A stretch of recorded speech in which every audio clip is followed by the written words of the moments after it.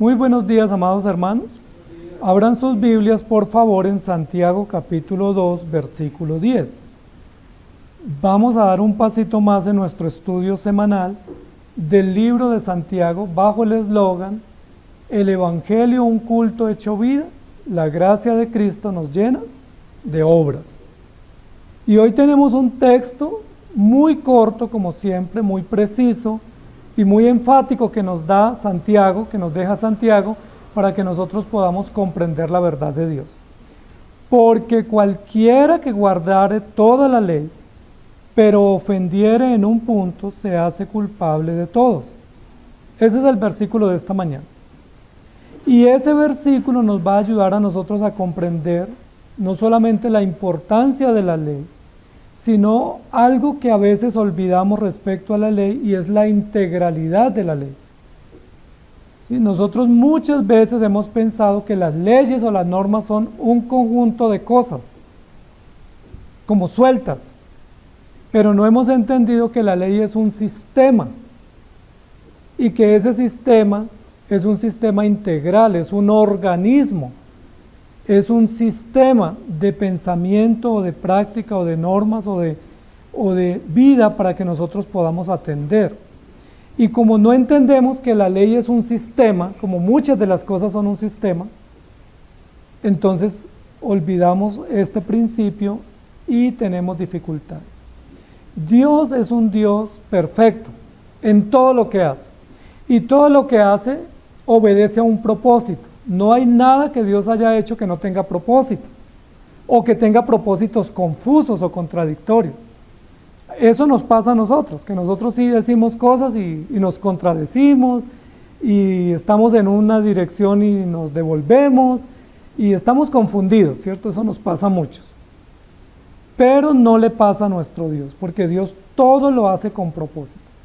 Todo lo que la Biblia dice que Dios determinó y diseñó desde el principio, sigue funcionando como Dios lo estableció. ¿Sí? Si hubiésemos sido nosotros, hubiéramos hecho el sol, imaginémonos que hubiéramos podido hacer el sol, y lo ponemos a funcionar y después decimos, pero está como calentando mucho, ¿cierto? Seguro me quedó muy cerca, entonces lo voy a alejar un poco. ¿Sí? Y de pronto alguien en el polo diría, pero ahora estoy sintiendo mucho frío. Bueno, seguro lo alejé mucho, entonces lo voy a acercar, y así estuviéramos todo el tiempo. Si dependiéramos de nosotros, porque nosotros sí todo es ensayo y error, y en todo nos equivocamos, pero nuestro Dios no. Dios es perfecto, no ha habido un detalle, por mínimo que sea en la creación, en el cual Dios se haya equivocado, o en el cual Dios haya dicho, voy a probar a ver si funciona, y si funciona lo dejo, y si no funciona, pues lo cambio. Que esa sí es la mentalidad nuestra. Uno dice, voy a tomar esta ruta, y si me sirve, sigo por ahí. Voy a buscar este trabajo, y si me amaño, me quedo ahí. Voy a tomar este negocio, y si pues me funciona, permanezco, y si no, pues simplemente tomo otra dirección. Y a nosotros se nos permite tomar direcciones distintas, porque somos seres humanos, falibles, que no tenemos el discernimiento y el conocimiento pleno, pero para nuestro Dios no. Entonces, como todo lo que tenemos viene de Dios, todo lo que viene de Dios es perfecto, y Él presenta un sistema completo. Todas las cosas funcionan perfectamente como Dios las estableció. Dentro de todo ese gran propósito macro para el cual Dios creó todas las cosas, Él creó la ley. Y la ley es una creación de Dios que hace honor al carácter de Dios, a su propósito y a su voluntad, pero de la misma manera como la creación, como el hombre, como las leyes de la creación son perfectas, son absolutas, son permanentes, de la misma manera la ley de Dios o la voluntad de Dios. ¿Quién ha podido guardar la ley de Dios? ¿O quién de ustedes puede guardar la ley completamente? ¿Para qué fue dada la ley? Para revelar la voluntad de Dios, para mostrar cuál es el camino correcto, pero fue dada para que la obedezcamos. No simplemente es un cuadro o un paisaje. No, Dios dio su ley para que la obedezcamos. De hecho, vamos a ser juzgados con base en la ley. Pero ¿quién puede cumplirla? Muy bien, el hecho de que no la podamos cumplir no exime a Dios de la autoridad de decir que la tenemos que cumplir. Dios pudiera decir, como no la pueden cumplir, entonces la rebajamos. ¿cierto? El muro está tan alto, ninguno puede observar la altura del muro, entonces bajémoslo para que todo les quede más fácil. Sería genial para nosotros, ¿cierto? Sería genial, y entonces cada vez estaríamos diciendo, Señor, un poquito más bajita, y más bajita, y más bajita, ¿y por qué mejor no nos la quita? Sí, porque sería genial, ya tan bajita pues no es tan útil, mejor quítela.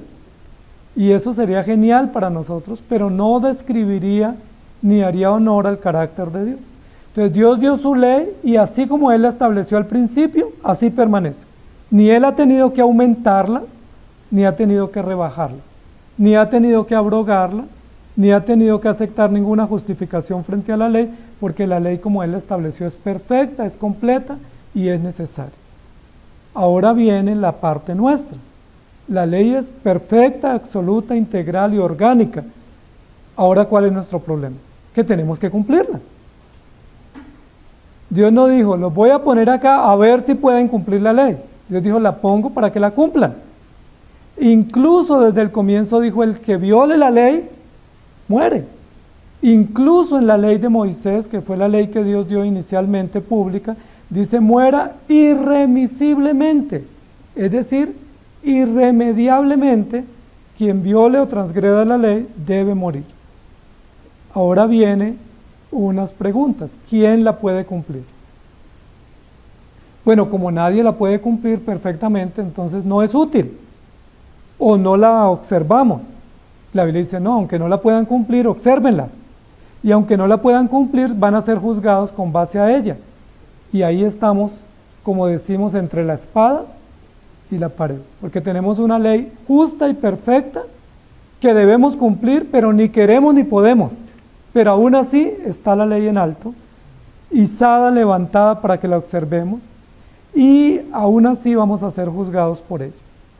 Es importante, amados hermanos, entender que la ley es un sistema, es un órgano de vida y un órgano normativo que, como dice aquí la Escritura, no podemos prescindir de una norma y valorar o apreciar otra. Hoy en día están muy de moda los supermercados, ¿cierto? Y en la mayoría de los supermercados hoy en día sí existe el sistema de autoservicio. ¿Qué es un autoservicio? Que usted coge un carrito o una canasta y usted empaca lo que quiera. Y lo que usted empaque de pronto dice, no necesito, no tengo el dinero, lo devuelve y no pasa nada. ¿Sí?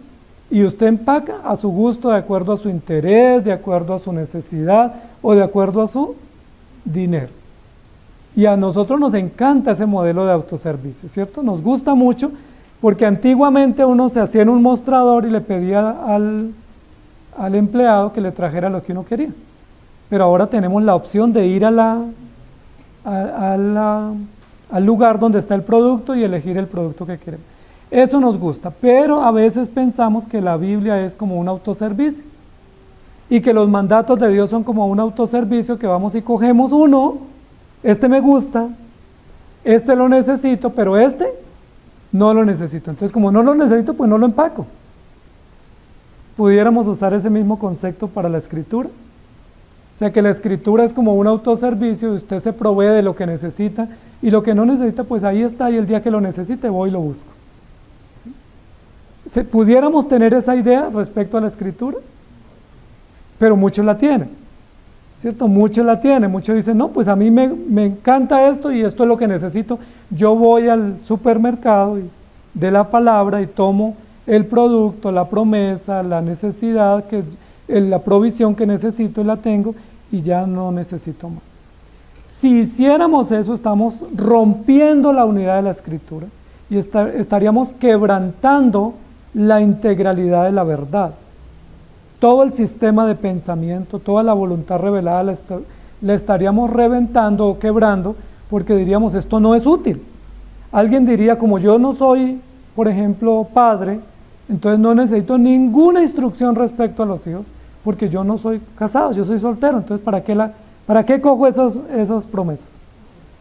O como yo ya crié a mis hijos y ya soy adulto, no necesitaría nada relacionado con el tema de los hijos, porque ya pasé de esa etapa. Si hiciéramos eso, estaríamos violentando la ley, porque la ley es un sistema. La ley es como un muro que no se puede quebrantar. Y la ley es como una cadena, es lo que nos va a decir aquí el escritor Santiago.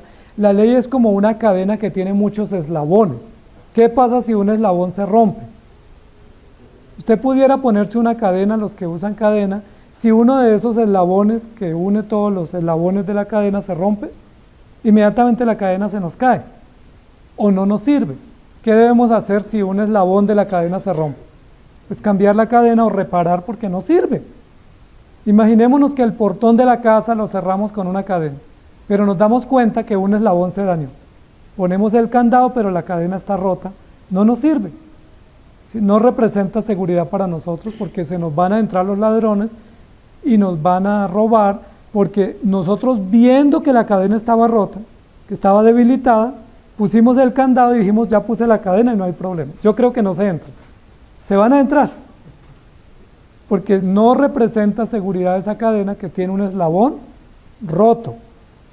Así mismo sucede con la ley. La ley es como una gran cadena con muchos eslabones y solo nos es útil y solo nos sirve si todos los eslabones están integrados, unidos, funcionando y todos están fuertes.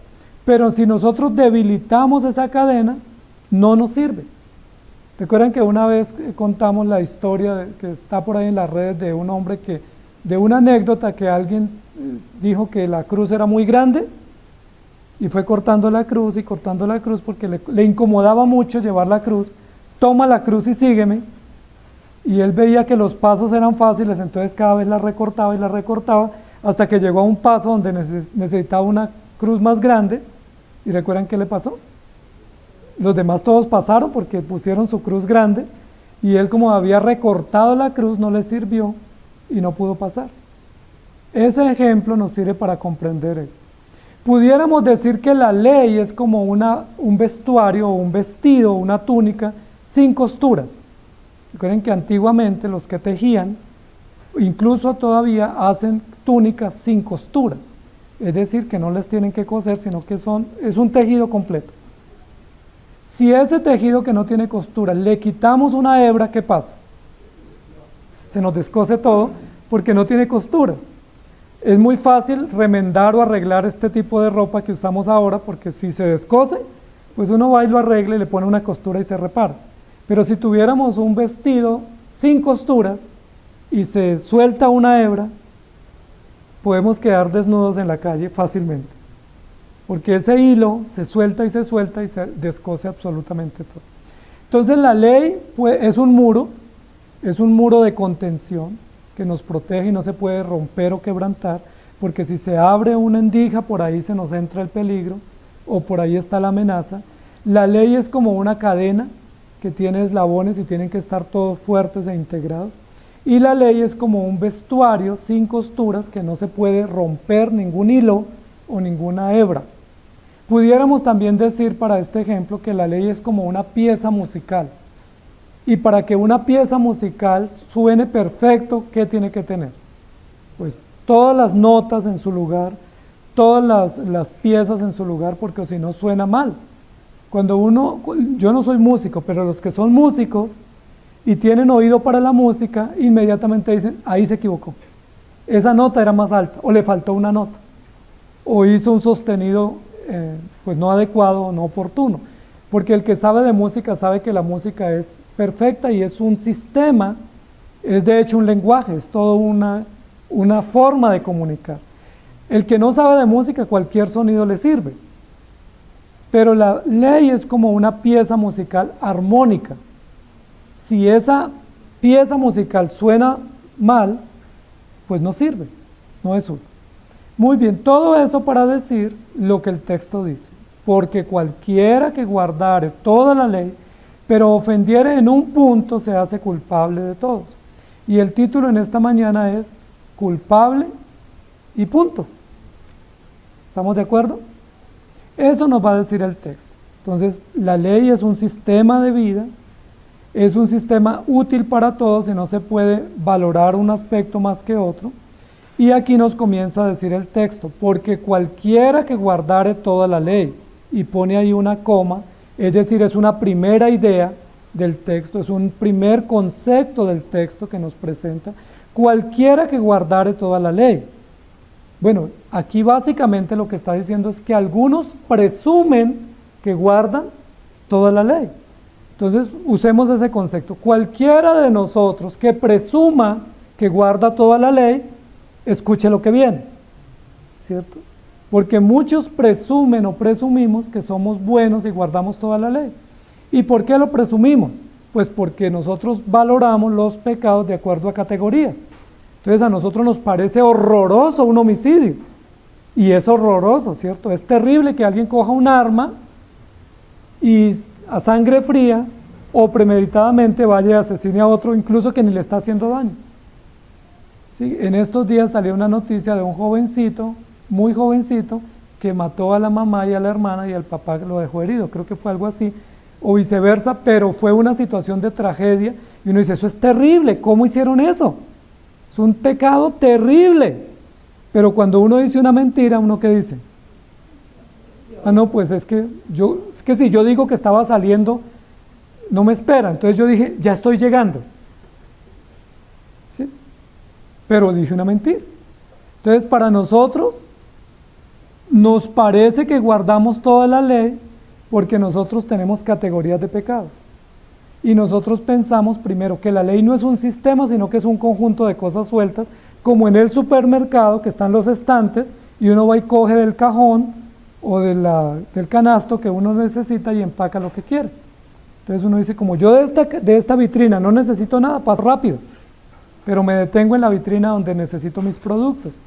Como muchos pensamos así de la ley, que es un conjunto de cosas pero que se pueden usar separadamente, entonces hacemos juicios de valor sobre los pecados y obviamente calificamos muy grave los pecados de otros, ¿sí? Pero nos damos muy suave cuando cometemos los pecados nuestros. Entonces, por ejemplo, las mentiras nosotros no las vemos graves. ¿El juzgar a otro lo vemos grave o lo vemos muy fácil? Es muy fácil juzgar. ¿Criticar sería grave o sería pasable? Para nosotros, estamos hablando para nosotros. Es fácil, de hecho todo el tiempo criticamos, o si no, ¿a qué nos reunimos a tomar café? O sea, el café es más delicioso cuando uno tiene un tema de qué hablar. Entonces cuando uno habla del vecino, habla del gobierno, habla del jefe, de alguien uno habla y uno dice, no, pues es que simplemente es para que oremos. O simplemente es un comentario suelto, pero realmente uno está criticando, está juzgando, está haciendo un falso testimonio, está incluso mostrando lo que hay en su corazón. Incluso a mí me llama la atención que a veces usamos la oración para cometer esos pecados, ¿cierto? Uno a veces ora, Señor, y yo te aprovecho para contarte del hermano fulano de tal que me enteré esta semana, y todos poniendo cuidado, ¿cierto? Porque uno está diciendo, por lo menos me voy a enterar en la oración de una situación. Pero estamos criticando, estamos juzgando, estamos dando falso testimonio, estamos haciendo juicios de valor, pero esos pecados para nosotros son muy pequeñitos. ¿Cuándo nos asustamos? Cuando un adulterio, ¿no? Una violación, un secuestro, uno dice, no, eso es muy terrible. Y nosotros no somos aquí, ninguno de nosotros es violador, o si no estuviera en una cárcel. Ninguno de nosotros es homicida, o si no estuviera en una cárcel o en un juicio. Ninguno de nosotros es secuestrador, entonces nosotros somos buenos. ¿Sí me hago entender? Porque así interpretamos nosotros la ley. Incluso decimos, además de que no cometemos esos grandes pecados, pues yo voy a la iglesia, y yo doy diezmo, y yo canto, y yo estudio. No, pues genial, tenemos atenuantes y no tenemos grandes pecados. Entonces aquí nos está diciendo Santiago, para cualquiera que piensa que guarda toda la ley, es decir, para cualquier presumido como nosotros, que piensa que es bueno porque va a la iglesia y porque no comete los grandes y escandalosos pecados, ponga cuidado a lo que va a venir adelante. ¿Sí? Y aquí lo que nos está diciendo primero es, la ley es un sistema, y segundo, muchos de nosotros somos pretenciosos. En la Biblia hay un ejemplo muy claro, fue de un joven. ¿Se acuerdan cómo dice la Biblia de este joven? Cuando él le dice, maestro bueno, ¿qué debo hacer para ser salvo? ¿Qué le respondió Jesús? Pues guarde los mandamientos. ¿Y recuerdan la respuesta de él? Todos los he guardado. ¿Desde cuándo? Mire, yo nací en hogar cristiano, a mí de eso no me hable, que de eso es lo que sé. ¿Sí? De eso es lo que yo sé, de obedecer y hacer caso y guardar los mandamientos. Los he guardado todos desde niño, desde joven. ¿Qué más me falta? ¿Habrá alguna cosita? Pretencioso este joven y muy pretencioso ante Jesús. Ante Jesús estaba presumiendo de que había guardado todos los mandamientos cuando no había guardado ninguno. Otros ejemplos muy clarísimos de pretensión en la Biblia estaban los fariseos en la época de Jesús. ¿Recuerdan qué hacían los fariseos? Dice la Biblia. Eran considerados los mejores, recibían salutaciones y honras públicas. Y dice la Biblia que ellos amaban los primeros puestos, los primeros lugares, se jactaban de cumplir toda la ley, se jactaban de ser meticulosos. Eran tan meticulosos que colaban el mosquito. Imagínense, no se les pasaba un mosquito diminuto. Se tragaban el camello, ¿no? Pero eran meticulosos y uno dice, no, genial, yo quisiera ser como esa persona. Cuidadoso, meticuloso, dedicado, muy buen observador, pero solo que se les faltaban unas cositas pequeñas y era que eran injustos. Eran aparentes, hacían las cosas para ser vistos y hacían las cosas para recibir recompensas de los hombres. Esos pequeños detalles se les pasaban. Eran fieles, rigurosos, cuidadosos, meticulosos, pero lo hacían para ser vistos. No lo hacían para la gloria de Dios. No tenían el mismo cuidado en privado como tenían en público. Se vestían muy impecablemente cuando salían, pero no cuidaban su corazón. Jesús incluso dijo que parecían bóvedas, ¿cierto? O sepulcros, porque por fuera una bóveda es genial. ¿Sí? Cuando uno va a esos cementerios, pues uno puede incluso hacer turismo viendo todas esas bóvedas tan lindas, ¿sí? Porque son con terminados muy lindos, muy cuidadas, pero ¿qué hay por dentro? Jesús dijo así. Jesús dijo, lavan lo de fuera del vaso, pero lo de dentro. Ahora, ¿qué debe uno procurar cuando uno tiene un vaso para servirse su café o su agua? Pues que esté limpio por dentro, por fuera no importa. Pero por dentro es lo que debe cuidarse, pero ellos no cuidaban eso. Entonces los fariseos son un gran ejemplo de que ellos iban a hacer mercado en la escritura como si fuera un autoservicio, porque los fariseos no tenían la comprensión de que la ley es una unidad, sino pensaban que eran como cosas sueltas que ellos podían proveerse de lo que necesitaban, y a nosotros nos pasa similar. Ellos fueron muy pretenciosos. La pregunta es, ¿cómo somos nosotros? Cuando a ustedes les preguntan, bueno, ¿usted es cumplidor de la ley? ¿Usted qué dice? ¿Usted es un buen ciudadano? ¿Usted qué dice? No, pues uno dice, pues claro. Ahora, si uno se compara con el que está en juicio, pues uno dice, yo soy mejor que él, frente al estatus de la ley civil. Pero frente a Dios, ¿qué pudiéramos decir? Todo lo he cumplido desde que estoy en la reformada. Sí, desde que me volví reformado soy, pero no pierdo una. Posiblemente pensemos eso, pero eso es pretensión. Es decir, ahí cometemos un pecado. Imaginémonos que sí la cumplimos. Aquí tenemos un grato hermano que cumple toda la ley desde su juventud. Imaginémonos que la cumple perfectamente, pero cuando él diga, claro, pues ustedes no saben quién soy yo que la cumplo bien, ahí cometió uno. Si lo hubiera cumplido, ahí la embarró, porque ahí pecó de soberbio, de prepotente, de altivo, de orgulloso y de confiar en la ley. Y uno de los peores pecados en la Biblia, que no es ni adulterio, ni secuestro, ni violación en serie, es el de confiar en nosotros mismos. Ese fue el grande pecado de Job. Job era un hombre realmente interesante en la escritura, pero Job, aunque no era un pecador público, reconocido, juzgado por la ley del momento, Job tenía un pecado muy acentuado en su conciencia, que era confiaba en sí mismo. Y por ese pecado no nos van a meter a la cárcel y de pronto nunca nos excomulguen y de pronto nunca tengamos una disciplina en la iglesia, pero es un pecado grave, confiar en sí mismos. ¿Recuerdan que Pedro, ese era uno de sus pecados favoritos?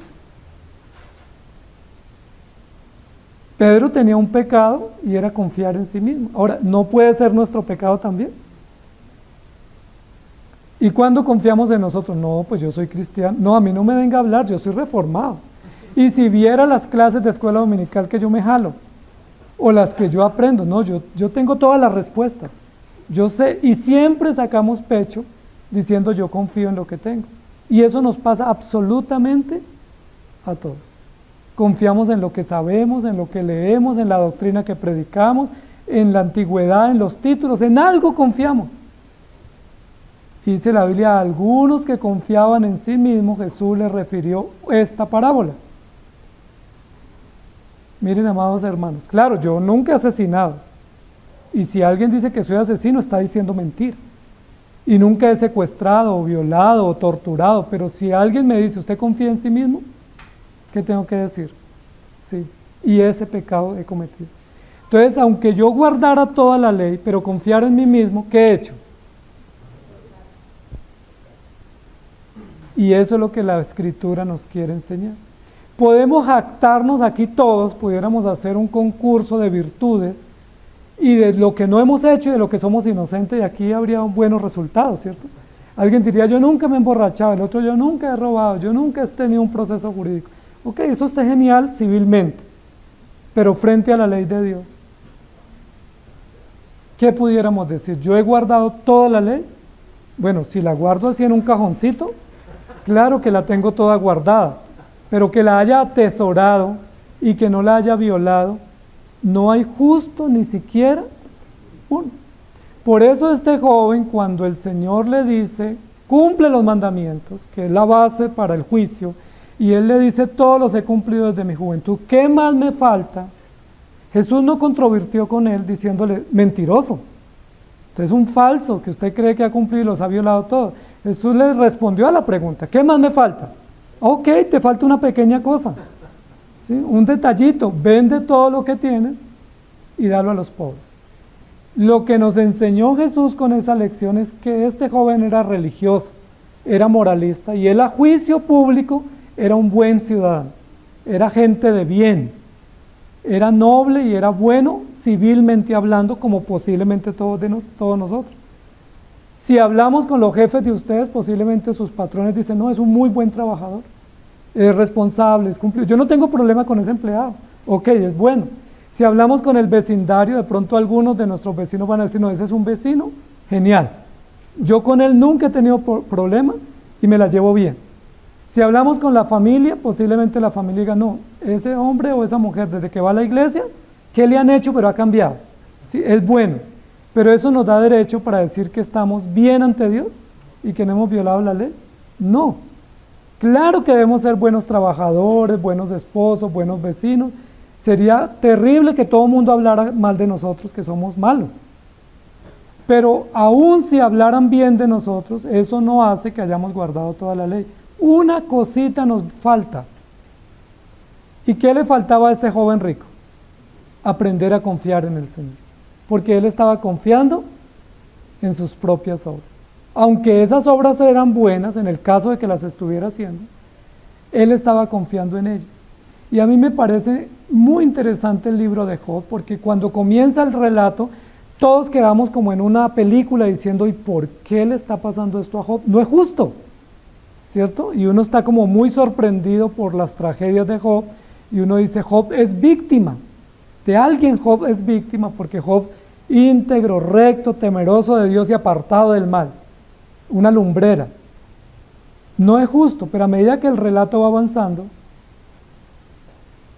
recuerdan que Job mismo se confiesa. Job termina diciendo, es que yo lavo mis manos en inocencia, es que yo le he hecho obras a muchos, es que todos los de la ciudad me consultan y todos se rinden ante mi conocimiento y todos dependen de mí. Si alguien necesita algo de mí, ¿a quién busca? Pues a mí. Y no solo me buscan, yo les resuelvo. y todos se van satisfechos porque yo soy una lumbrera de conocimiento. Mire, todos ustedes tienen que agradecer. ¿A quién? Pues a mí. ¿Y eso cómo se llama? O sea que Job, aunque Dios lo ve como un hombre temeroso y recto, y aunque no ha cometido pecados públicos, penalmente hablando, ha pecado de soberbio y de confianza en sí mismo. Job incluso en uno de sus versos dice, imagínense lo que yo hago para estar limpio, me baño en leche todos los días. ¿Sí? O sea, me hago unos ejercicios de limpieza para que no pase nada, y hacía sacrificios todos los días por sus hijos, por si acaso sus hijos hubieran cometido algún pecado. Él era muy responsable, y estaba bien, todo eso que Job hacía estaba bien. ¿Qué era lo mal que Job hacía? Que estaba confiando en sus propias obras. O sea, no está mal orar, no está mal congregarnos, no está mal leer la Biblia, hay que hacerlo, pero cuando uno dice, es que yo confío en lo que hago, ¿se acuerdan cuando la oración del fariseo? Te doy gracias porque no soy como este miserable que se hace a un lado, yo doy diezmos, yo ayuno, o sea, yo soy bueno, soy genial, soy reformado. Qué pretensión, amados hermanos, pero nosotros cometemos ese pecado. Y hoy tenemos que reconocer que aunque guardáramos bien toda la ley, tenemos pecados por los cuales Dios nos censura. Ahora, el contexto del pasaje que se viene dando acá es, a nosotros los que estamos aquí, probablemente ninguno nos estuviéramos acá y vengan y nos tomen presos diciendo usted está buscado por la justicia o tiene una circular roja. Posiblemente no, porque no estamos cometiendo esos pecados. Pero la Biblia juzga los pecados de omisión, y juzga los pecados de motivos, y juzga los pecados de reacción y de meditación. Noten que el ejemplo que se da es, en la iglesia entran dos personas, y vemos con agrado a uno y con desagrado al otro. ¿Qué pecado se está condenando allí? De un juicio de valor sesgado. Mire que no se cometió ningún pecado contra ellos. O sea, nadie pudiera decir, usted cometió un pecado, los trató mal, los insultó, lo juzgó. No lo juzgó públicamente, pero en el ejemplo, ¿cómo fueron juzgados estos dos hombres? Mentalmente y en el corazón. Entonces aquí el Señor está yendo mucho más allá a través de la carta, y es, claro que nosotros no hemos cometido pecados públicos contra la ley civil y contra los hechos públicos de la ley, pero hemos pecado por malos motivos, por malos pensamientos y por acciones y omisiones que públicamente no pueden ser juzgados, pero que hemos ofendido la ley de Dios. Entonces ahí es donde se pone un poco a cuestas el tema, porque recordemos que los judíos eran expertos en cuidarse de no violar la ley de Moisés. Incluso la violaban a escondidas, para no ser juzgados por violar la ley pública. Imagínense lo interesante. O sea, se puede adulterar donde no lo vean, porque donde lo descubran, lo apedrean. ¿Sí me hago entender? Por eso en este ejemplo de la mujer adúltera dice, fue descubierta. O sea, donde no la descubran, la ley no se le aplica. Pero el Señor dice, ok, listo, eso dice la letra de la ley. Pero la letra también evoca un propósito y un espíritu y un contenido más allá de la letra, y es cualquiera que codicia, y ese pecado, uno puede estar en la calle codiciando y nadie lo juzga. Usted puede salir al supermercado y codiciar todo lo que hay en el supermercado, en el centro comercial, y nadie lo toma preso. ¿Cuándo lo toman preso? Cuando lleva sin pagar. ¿Cierto? Pero mientras usted llegue y codicie, nadie lo lleva preso. Pero la Biblia dice, cualquiera que mira y codicia, ya pecó. Cualquiera que omite el deber, ya pecó. Cualquiera que tiene una reacción contraria a la ley, aunque no se manifieste, ya pecó. Cualquiera que le dice a tu hermano fatuo, es como si hubiera cogido un arma y lo hubiera matado. Y uno dice, por eso la palabra es tan difícil de cumplir, porque no es simplemente guardar la letra de la ley, sino el propósito y el espíritu, y no romper la unidad. Pretensión. Sigue el texto diciendo, pero ofendiere en un punto. Y uno dice, bueno, pues de pronto el que es tan buen ciudadano, si violenta un punto, pues ese punto se le pasa por alto, porque es un punto. Recuerden que ese es uno de los criterios que tienen en los juicios cuando están juzgando a alguien, y es qué antecedentes tiene. Si tiene antecedentes, eso es un agravante, pero si no tiene antecedentes, uno dice, no, pero es que la hoja de vida está en limpio, ¿por qué se la vamos a dañar? Ahora cometió un delito, pero mejor, como tiene un atenuante y es que no tiene antecedentes, entonces rebajémosle la pena.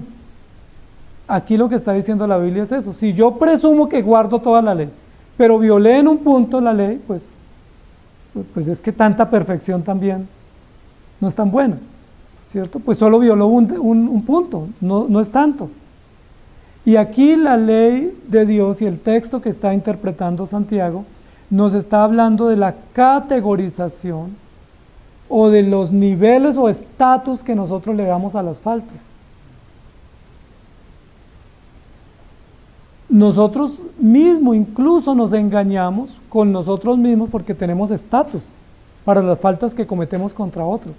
Pero cuando otro comete una falta contra nosotros, nosotros también tenemos estatus. Por ejemplo, asumir un compromiso y llegar tarde para nosotros es demasiado grave o es tolerable.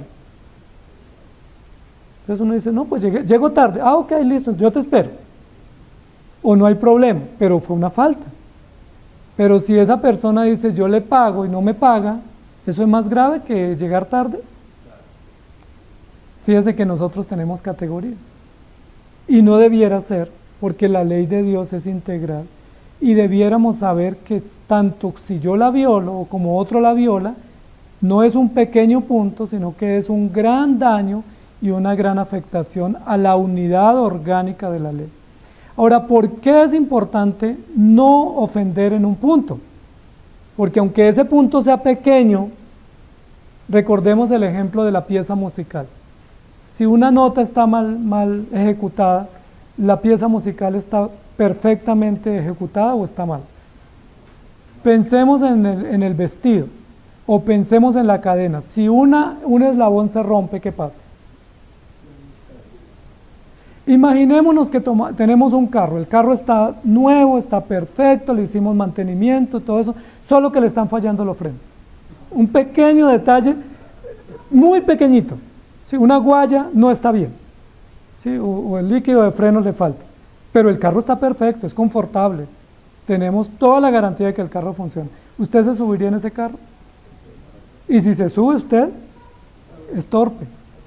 ¿Sí? Si uno le dice, mire, el carro está perfecto, se lo entrego con gasolina, papeles al día, está recién, solo que se le escapa el líquido de frenos, y pues yo no sé si lo lleve a buen destino. Y dice, no, gracias, muy amable. ¿Por qué tenemos tanto cuidado de subirnos a un carro que está con una pequeña falla? Porque sabemos que corremos riesgo. Ahora, ¿nos sirve a nosotros una ley rota o quebrada? No, nos sirve una ley que es orgánica y que es integral y que nos protege de todos los riesgos. Aunque ese punto que yo haya violado sea diminuto a mi juicio y a juicio público, el problema no es lo grave del punto que yo violé. Eso no es lo grave, porque nosotros tenemos unas categorías. Eso es como cuando uno estaba en el colegio y uno dice, mire, pasé raspando, pero pasé. Pues no es tan meritorio, ¿cierto? O sea, no debiera sentirme tan orgulloso de ese tipo de aprobación.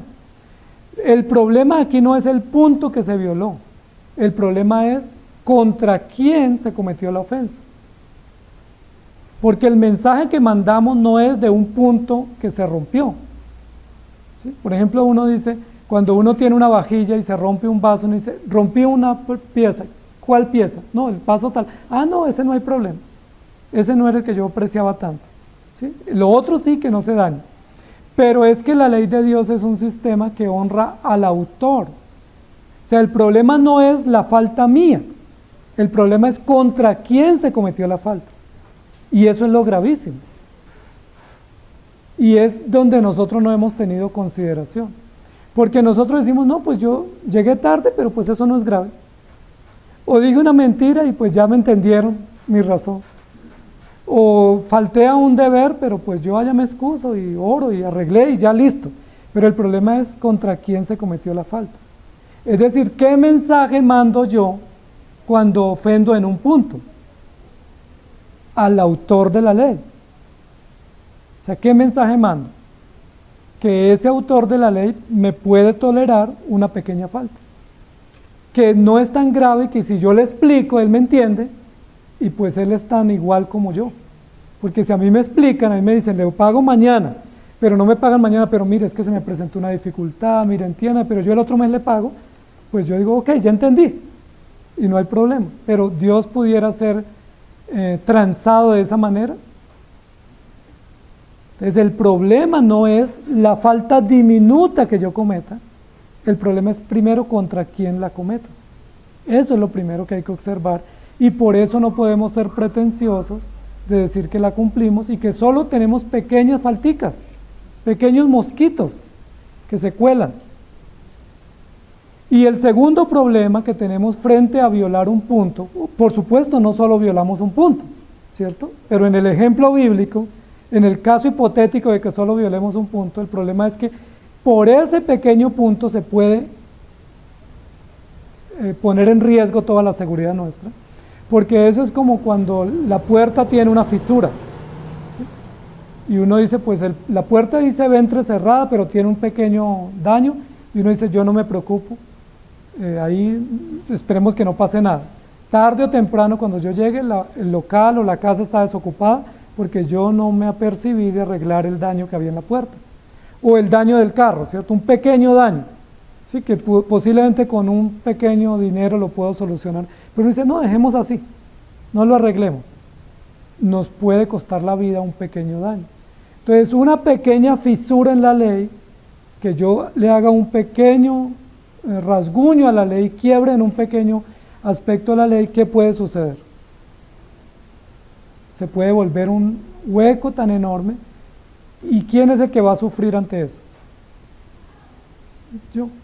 Este es un muro, y si ese muro se está quebrando, no, todavía aguanta, no esperemos, no, yo creo que todavía espera, ¿sí?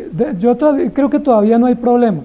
Pues el día que se nos caiga la casa no vamos a decir nada, porque no tomamos atención, y eso es lo que nos está diciendo aquí la Escritura.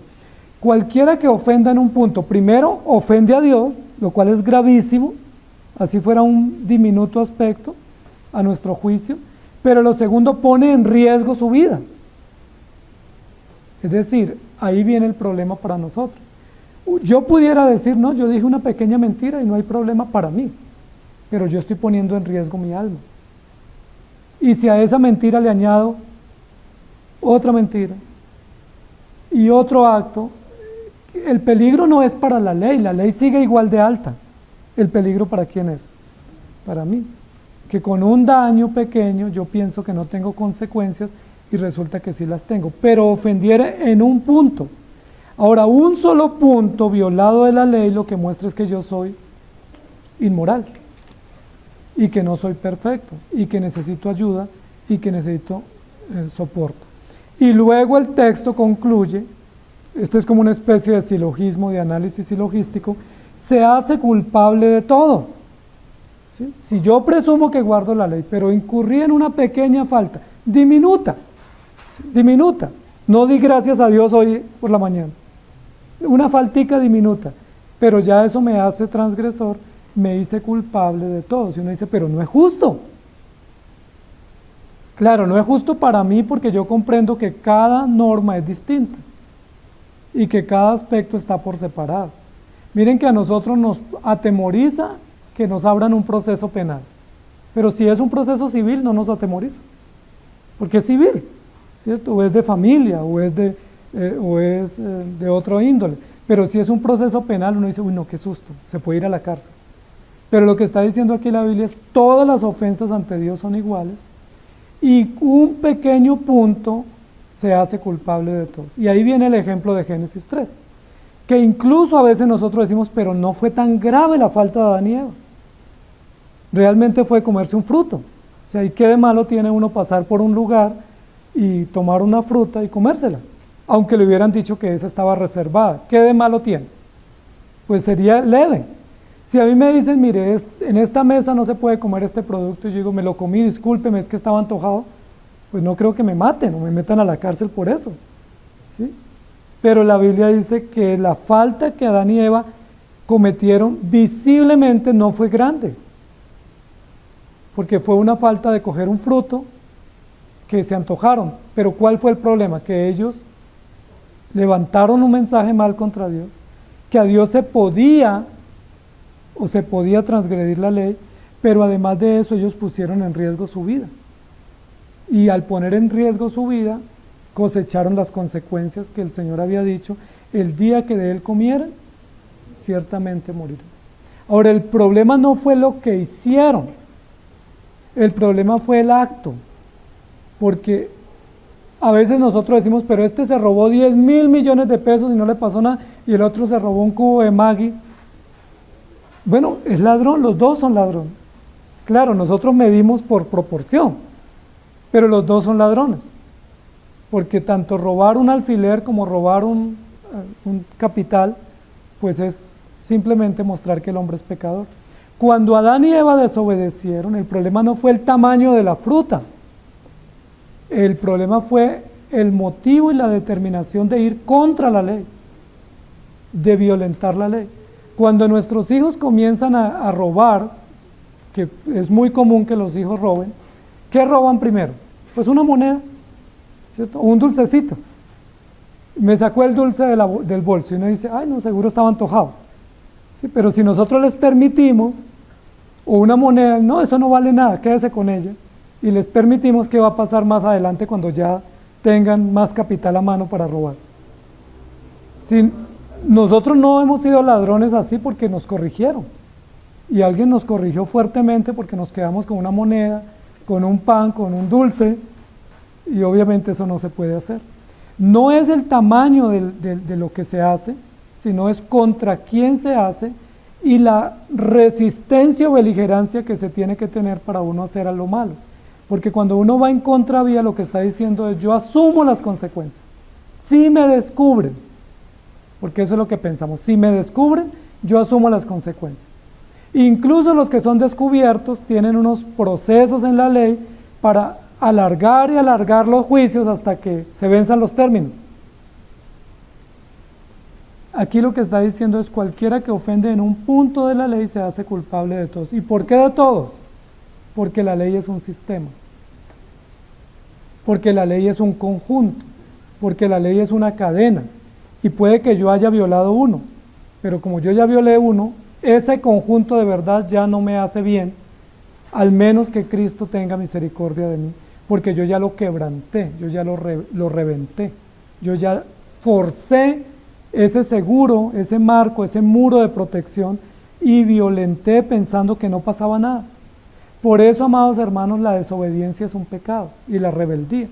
Y cuando la Biblia dice que desobedecemos, lo grave no es lo que hicimos como acto público, sino la actitud de rebeldía que tuvimos contra Dios. Si usted se robó 10.000 millones de pesos o 1.000 pesos, el problema no es la cantidad, es que usted decidió ir en contra de un mandato y violentar la ley de Dios. Por eso solo pensar en la mente o en el corazón matar a alguien, ya uno es asesino. Por consiguiente, todos somos asesinos, y todos somos adúlteros, y todos somos violadores, y todos somos transgresores. Ahora, aquí va a decir, se hace culpable de todos. Pero recuerden que en el texto anterior se nos explicó que si viola un aspecto de la ley queda convicto.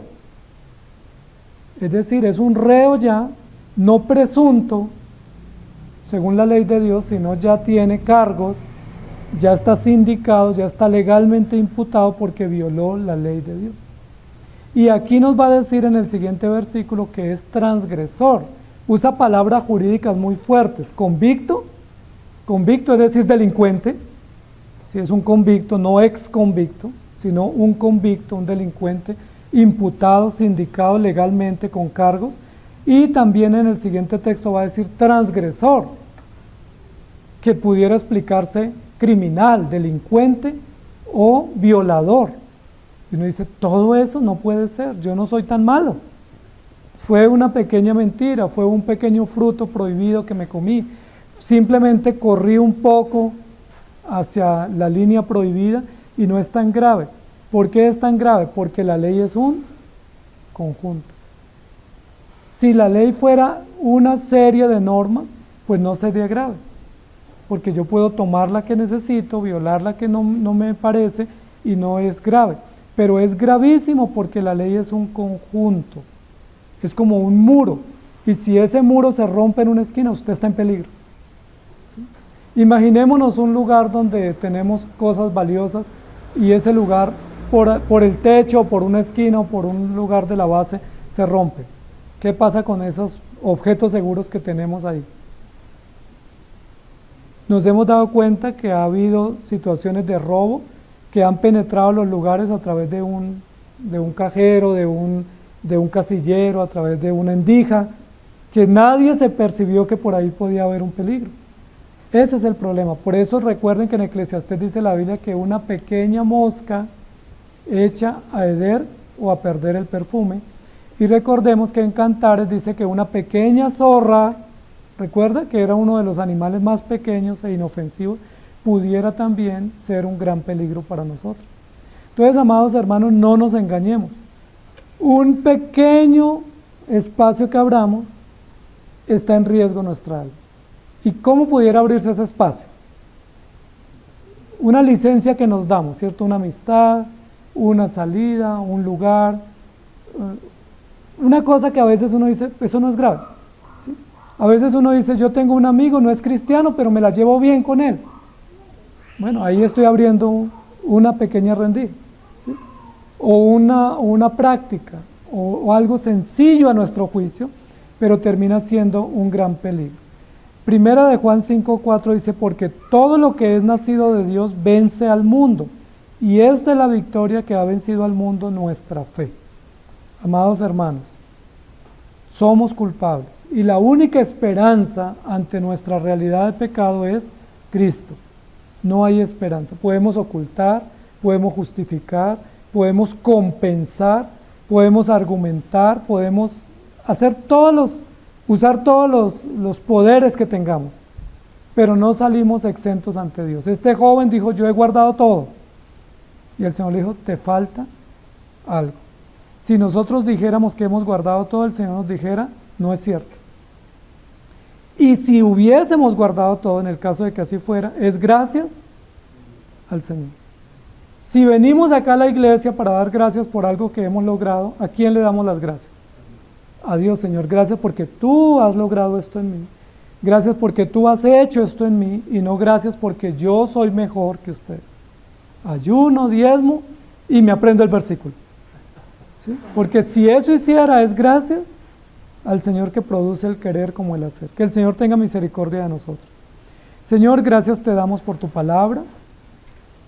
Te agradecemos porque tu palabra es verdad y es un conjunto armónico, orgánico, que no podemos ni quebrantar ni despreciar, o que no podemos valorizar unos aspectos más que otros.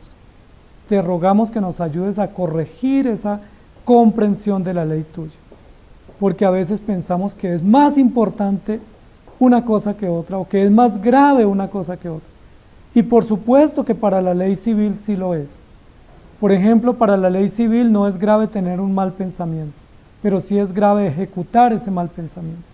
Pero para la ley tuya, que es una ley espiritual, orgánica, integral, pues es tan grave ejecutar como tan grave pensar. Es tan grave hacer como tan grave omitir.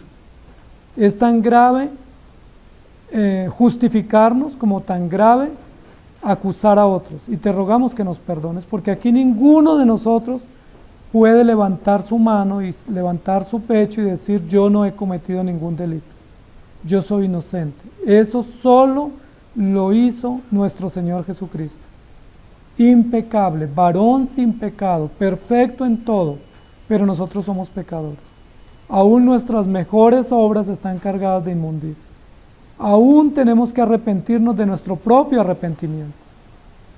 Aún lo correcto tenemos que revisar si eso fue llevado por motivos adecuados o solo para ser vistos, o para esconder, o para mitigar culpas, o simplemente para defendernos. Perdónanos, Señor, porque todos aquí tenemos que hoy alzar nuestra mirada a ti y decirte, Señor, ayúdanos, porque somos culpables y punto. Y no hemos violado ni siquiera un solo punto, hemos violado toda la ley, porque hemos violado todos los principios y lo hemos hecho con conocimiento, con responsabilidad, con conciencia, incluso lo hemos hecho observando que nadie nos mire, incluso nos hemos percatado que nadie descubra lo que hemos hecho, incluso tenemos ya argumentos, si soy descubierto voy a decir esto, y eso reviste mayor gravedad. Perdónanos, por favor, y enséñanos a mirarte a ti, a confiar en ti, y a saber que nuestra esperanza no está en nuestras obras, sino en tu Hijo Jesucristo, que por gracia nos ha perdonado. En Cristo Jesús. Amén. Que el Señor les bendiga, queridos hermanos.